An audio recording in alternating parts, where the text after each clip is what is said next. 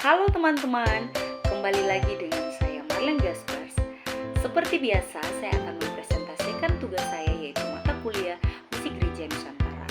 Dan hari ini kita akan membahas tentang nyanyian Gereja Nusantara.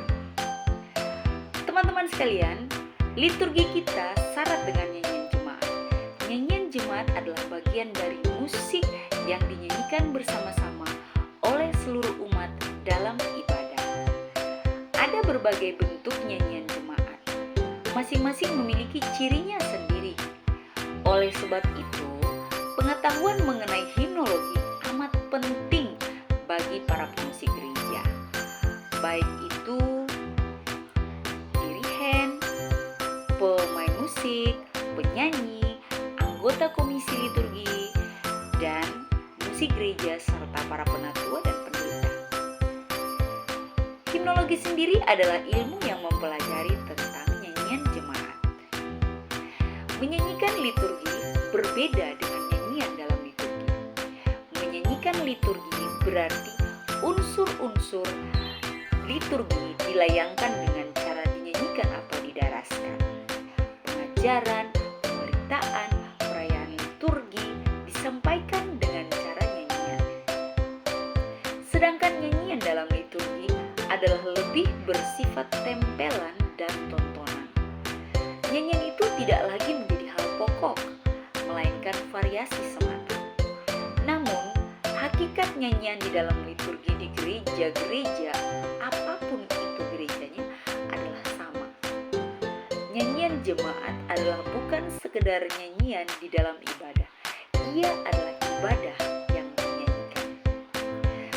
Teman-teman sekalian, bagi umat Kristen atau gereja, nyanyian gereja itu merupakan sesuatu yang built-in, yaitu sesuatu yang tidak pasti ada dalam kehidupannya. Setiap minggu, bahkan hari-hari lain, di mana dilaksanakan kebaktian, pastilah terdapat nyanyian pujian jemaat. Bisa dikatakan bahwa umat Kristen adalah umat bernyanyi. Bisa dikatakan pula bahwa umat Kristen tidak mungkin dilepaskan dari nyanyian. Lebih jauh lagi, untuk menyanyikan pujian itu, pastilah juga ada pengiringnya yang disebut pelayan musik gereja. Bahkan, nyanyian pujian itu sendiri adalah wujud dari musik gereja. Sebab selain musik itu berwujud instrumentalia, yaitu musik yang berasal dari alat-alat instrumen musik, musik juga berwujud musik vokal, yaitu musik yang berasal dari suara atau vokal manusia. Nyanyian Gereja Nusantara merupakan bagian dari peribadatan gereja di Nusantara yang memiliki bagian penting dalam setiap sesinya. Dengan beragam suku dan budaya, nyanyian Gereja Nusantara menjadi jembatan bagi umat untuk memasuki ruang Maha Kudus tanpa ada sekat yang membatasi. Gereja Nusantara memiliki peran penting dalam mengembangkan budaya dan spiritualitas masyarakat Indonesia. Dalam keragaman etnis dan budaya, nyanyian gereja menjadi salah satu media yang efektif untuk menyampaikan isi firman, membangun hubungan kerukunan, serta melestarikan tradisi tiap daerah. Teman-teman sekalian, materi nyanyian Gereja Nusantara tidak hanya mencerminkan nilai-nilai religius, tapi juga menggabungkan unsur-unsur musik tradisional yang kaya, menciptakan harmoni antara iman dan budaya. Seiring dengan perkembangan zaman, materi nyanyian gereja mengalami transformasi, baik dari segi lirik, melodi, maupun konteks penggunaannya. Pentingnya memahami dinamika ini menjadi semakin jelas, mengingat tantangan globalisasi dan modernisasi yang dapat mempengaruhi keberlanjutan tradisi lokal. Oleh karena itu, lewat penelitian ini bertujuan untuk mengeksplorasi berbagai aspek materi nyanyian Gereja Nusantara, termasuk pengaruh budaya lokal, kontribusi terhadap pengembangan identitas keagamaan, serta peranannya dalam kehidupan masyarakat sehari-hari. Selain itu, diharapkan dapat memberikan wawasan yang lebih mendalam tentang keberagaman nyanyian gereja di Indonesia, serta bagaimana hal tersebut tersebut dapat berkontribusi pada penguatan identitas budaya dan spiritual masyarakat. Selain itu diharapkan menjadi sumber inspirasi bagi gereja dan komunitas dalam melestarikan warisan musik dan tradisi lokal dalam konteks ibadah dan kehidupan sehari-hari. Teman-teman sekalian, pertanyaannya, nyanyian gereja Nusantara seperti apa? Mari kita bahas bersama. Musik bagi umat Kristiani memiliki peran yang sangat penting. Hal tersebut berkaitan dengan fungsi dan perannya dalam liturgi ibadah sebagai media komunikasi baik vertikal atau glorifikasi maupun horizontal atau sanktifikasi. Glorifikasi secara etimologis adalah meluhurkan atau memuliakan. Secara terminologis adalah pekerjaan menempatkan seseorang pada posisi yang mulia, tidak punya salah, dan kalaupun ada kesalahan selalu ada alasan atau justifikasi untuk membenarkan kesalahan itu tanpa mencermatinya terlebih dahulu. Glorifikasi sendiri menurut Kamus Besar Bahasa Indonesia merupakan sebuah proses, cara, perbuatan meluhurkan maupun memuliakan. Glorifikasi adalah proses, cara, perbuatan meluhurkan dan memuliakan, di mana glorifikasi sendiri merupakan serapan dari kata bahasa Inggris. Glorification artinya adalah aksi melebih-lebihkan sesuatu sehingga terkesan luar biasa dan sempurna. Di setiap ibadah umat Kristiani, musik selalu digunakan, bahkan mengambil porsi terbanyak dalam hitungan durasi waktu ibadah berlangsung. Dari realitas empiris yang ada, dapat dikatakan bahwa musik telah menjadi bagian integral dalam ibadah Kristen.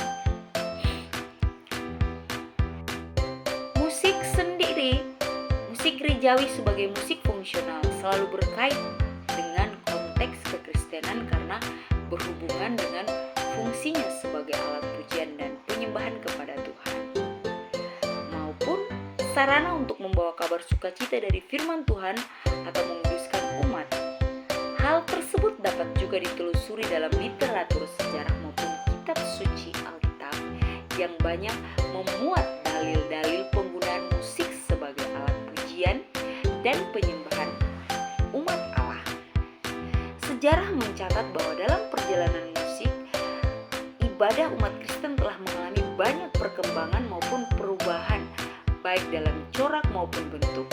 Hal tersebut merupakan konsekuensi dari perkembangan musik sebagai salah satu aspek kebudayaan manusia yang senantiasa berubah dari zaman ke zaman.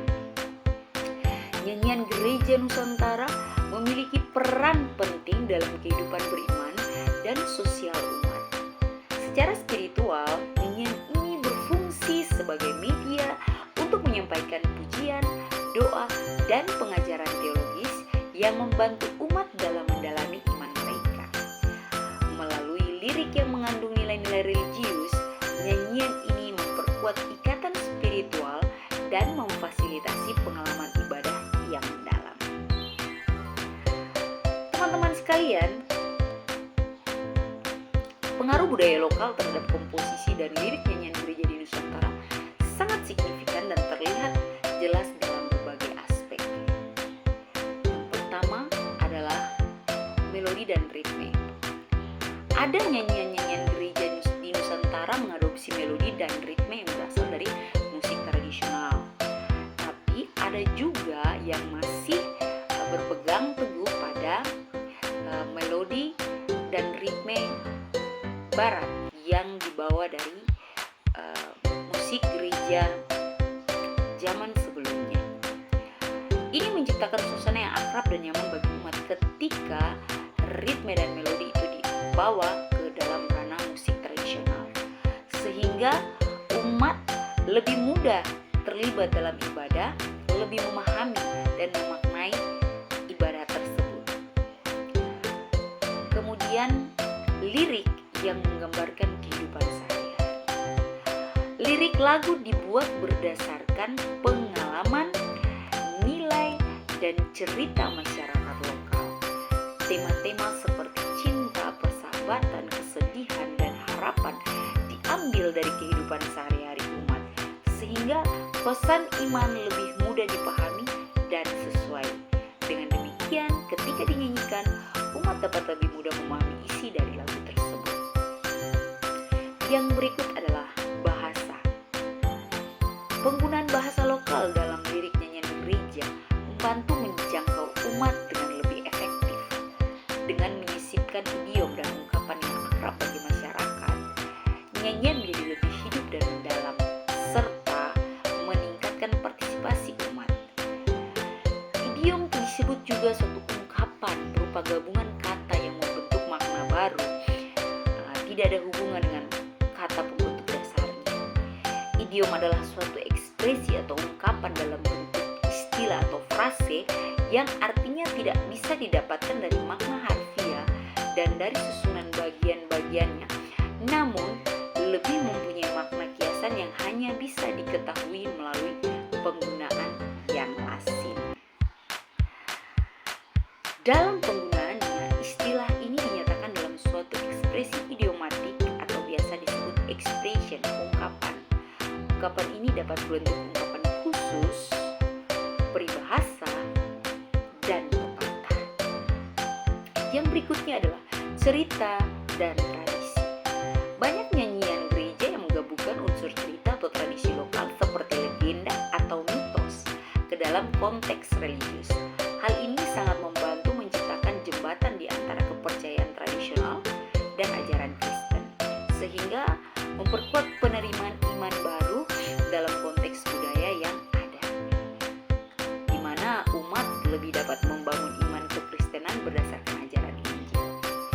Yang berikutnya adalah ritual dan perayaan.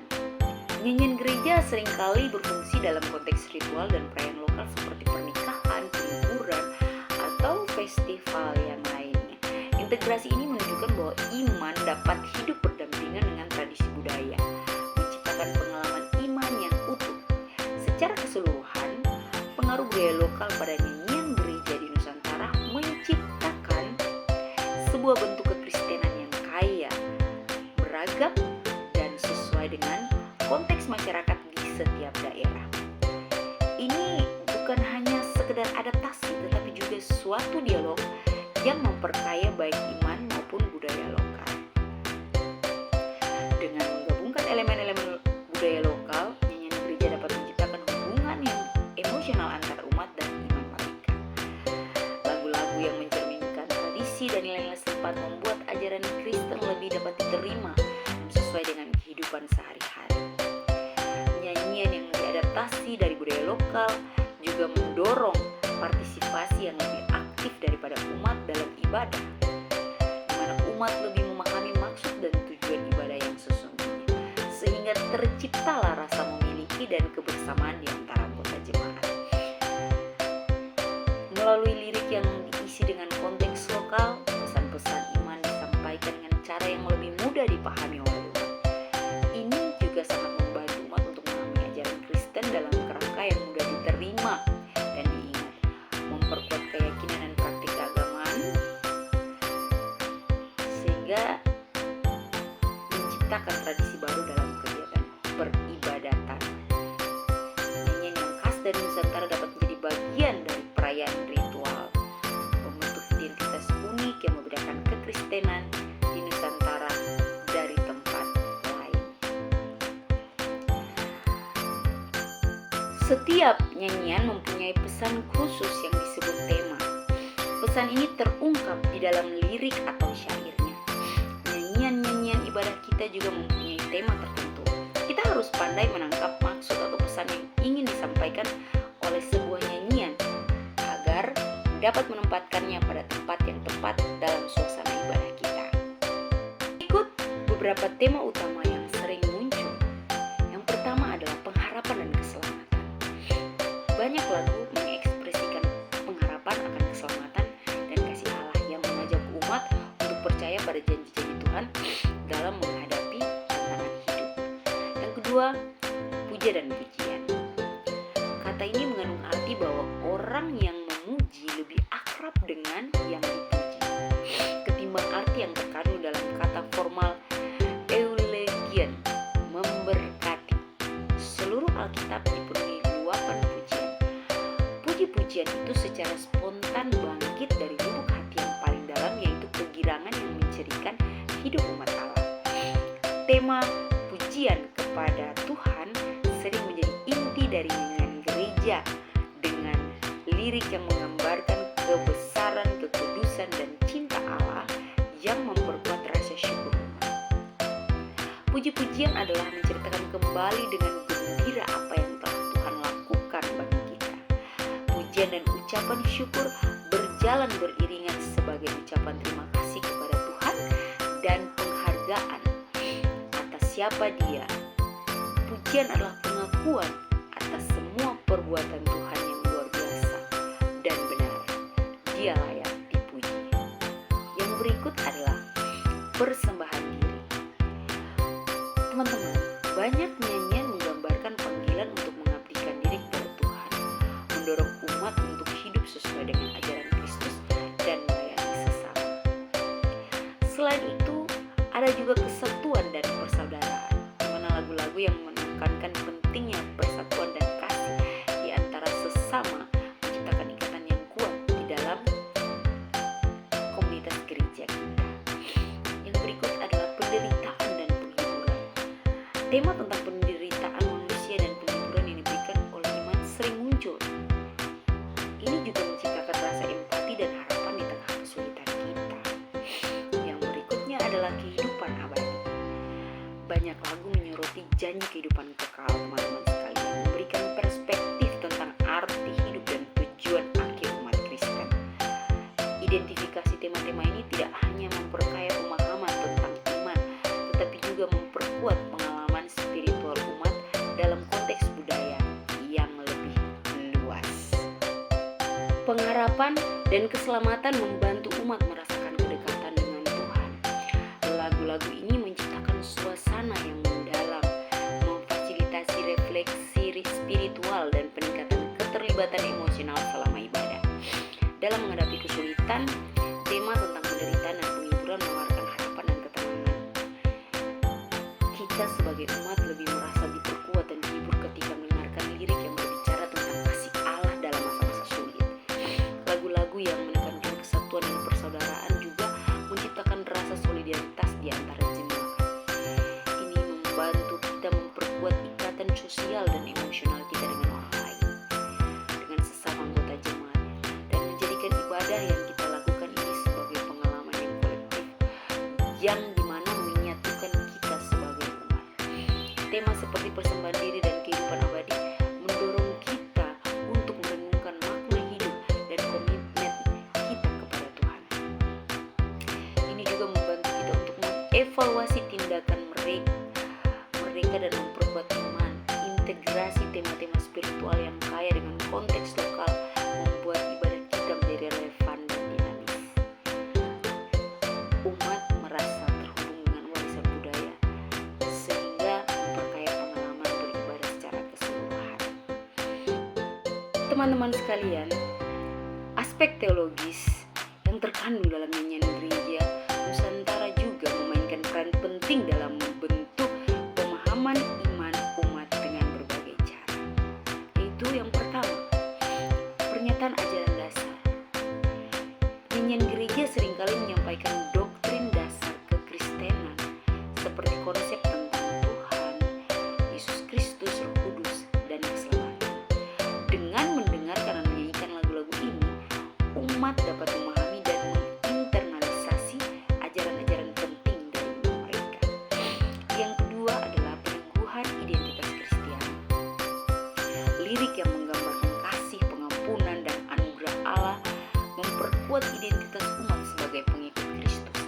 Hal ini membantu umat merasa lebih terhubung dengan komunitas dan misi gereja. Yang ketiga adalah refleksi dari spiritual. Banyak lagu mengajak umat untuk merenungkan hubungan mereka dengan Tuhan, sehingga muncullah tema-tema tentang pertobatan, pengharapan, dan pengabdian dalam sebuah nyanyian yang bisa mendorong umat untuk lebih lagi memperdalam iman dan lebih lagi melakukan refleksi pribadi, introspeksi diri tentang kehidupan iman mereka. Yang keempat, penghayatan nilai-nilai Kristiani. Teman-teman sekalian, nyanyian yang mengangkat tema kasih, keadilan, dan pelayanan sosial ini mengajak umat untuk mengaplikasikan nilai-nilai Kristiani dalam kehidupan sehari-hari, dan ini mempengaruhi sikap dan perilaku umat dalam berinteraksi dengan sesama. Yang berikutnya ada dialog antara iman dan budaya. Teman-teman sekalian, melalui lirik yang terintegrasi dengan budaya lokal, nyanyian gereja menciptakan ruang untuk dialog antara iman Kristen dan tradisi lokal. Ini sangat membantu umat untuk lebih lagi melihat bagaimana iman mereka ini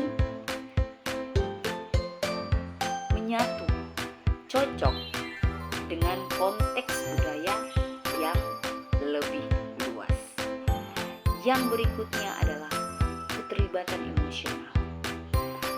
Teman-teman sekalian, aspek teologis yang dikemas dalam bentuk musik dan lirik yang emosional membuat kita sebagai umat gereja lebih mudah merasakan kehadiran Tuhan. Pengalaman ini dapat mendalamkan rasa iman dan keterikatan spiritual kita sebagai umat kepada Tuhan.